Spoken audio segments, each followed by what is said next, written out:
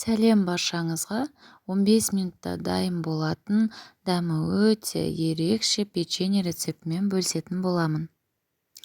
Әуелі ыдысымызға 2 жұмыртқамызды саламыз. Оның үстінен құмшекерімізді салып, құмшекер ерігенше жақсылап араластыратын боламыз. Мен қолдың жұмыртқасын қолдандым. Түсі сап-сары өте әдемі болып шықты. Егер қолдың жұмыртқасы болмаса, магазиннің жұмыртқасын қолдансаңыздар болады. Біздің құмшекеріміз еріді. Енді оның үстінен сұйық майымызды қосып араластыратын боламыз. Егер сұйық май болмаса, ерітілген сары май қолдансаңыз болады. Біздің массамыз дайын болды. Енді алдын ала сетадан өткізілген ұнымызға 1 шай қасық разрыхитель қосып араластырамыз. Жұмыртқаға ұнымызды салып, ең әуелі венчиктің көмегімен жақсылап араластырып алатын боламыз.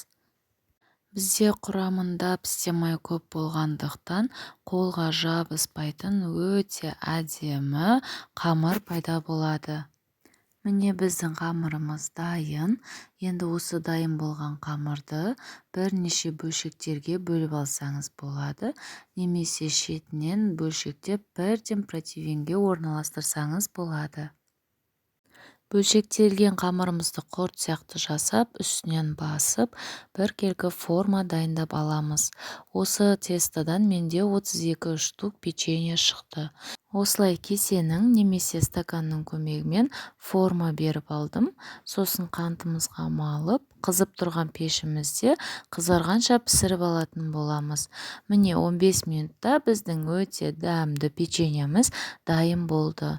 Сіздер де жасап көріңіздер, сіздерге ұнайды деген ойдамын. Менің YouTube каналыма тіркелуді ұмытпаңыз, мен сіздерге әртүрлі рецепттер ұсынатын боламын.